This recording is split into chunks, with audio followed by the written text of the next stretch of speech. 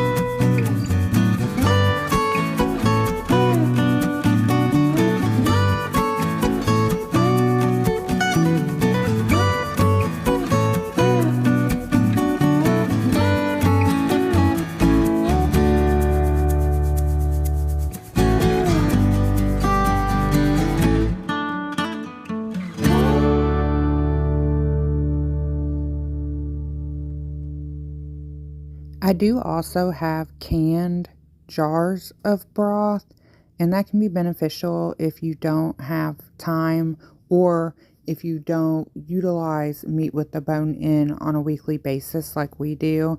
I used to can up a couple dozen quart-sized jars of broth so I could use them throughout the year. Now it makes more sense for me to do it this way since we are cooking with the whole chicken and bone-in meats. You can use your broth for a lot of things. It goes great in soups and stews, which is what people usually would use the bottle broth for. You can also use it in place of water when you're cooking your rice or pasta. You can drink it if you like a hot drink, kind of like a tea. As I said earlier, I cook my broth down until the bones are brittle and break in my hand, like you're about to see here. Some people might only put it in their crock pot for 12 hours or overnight, and that's fine. I find when you cook it until the bones are brittle, one, you're getting all the minerals and everything you can out of those bones. Also, once I'm done making my broth and those bones are brittle, I will dry them out and grind them, and then we put that into the dog food.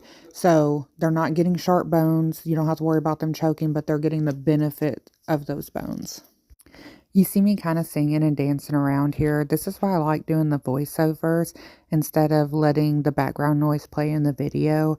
I like to have background music on almost all day, especially though when I'm in the kitchen or I'm doing things, and YouTube frowns upon those songs playing in the background.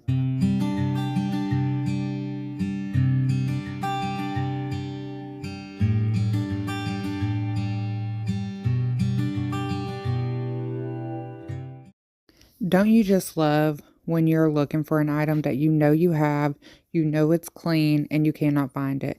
You see me looking through all these cabinets. I'm looking for my funnel that I place in my jars, and we just moved into this house 2 weeks ago, so we haven't really gotten the flow of things, and things are just kind of placed wherever they got put. And I am looking all over for this because I swear I had just seen it.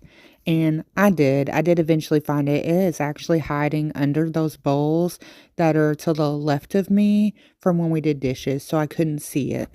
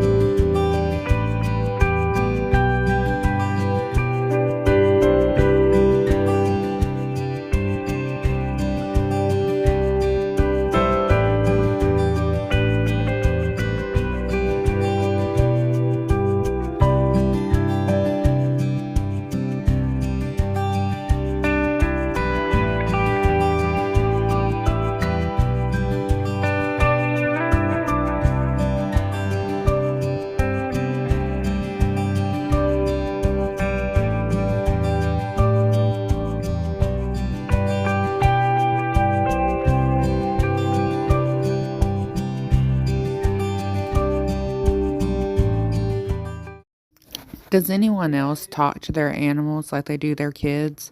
You see, I opened the window. I was able to see out there that the dogs were barking, and I couldn't see what they were barking at, which means most likely they were barking at the chickens.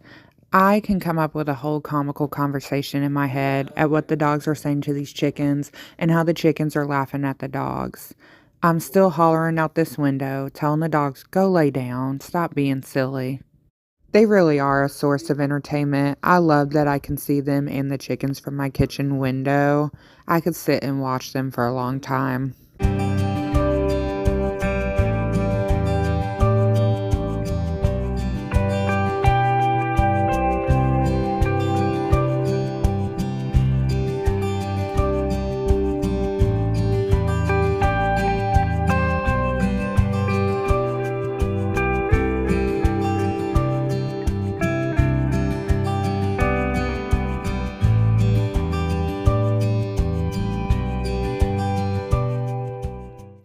Here I'm adding salt to taste. I pour a little bit of the broth into a coffee cup and see how I like the flavor.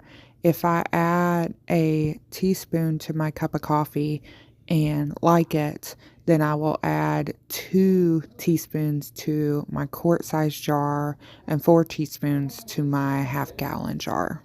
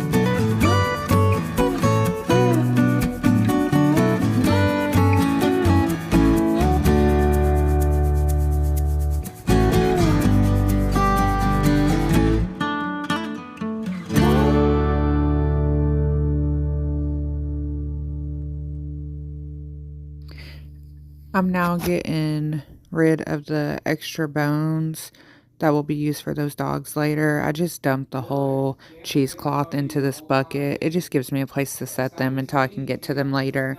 These cheesecloths, even though it looks like it's really dirty, are quite easy to wash out. I run them under hot water until there's no debris on them, and then just toss them in with my towels. This was the end of my evening and my last project I was doing for the day, so I'm going to go ahead and start shutting my kitchen down. I like to wipe down my counters and appliances on the counters, make sure that my sinks are empty and that the drains are closed, and then sweeping the kitchen floor. If you like this kind of content, stay tuned for more. I plan on posting videos centered around what I do in the kitchen and in the yard on our homestead.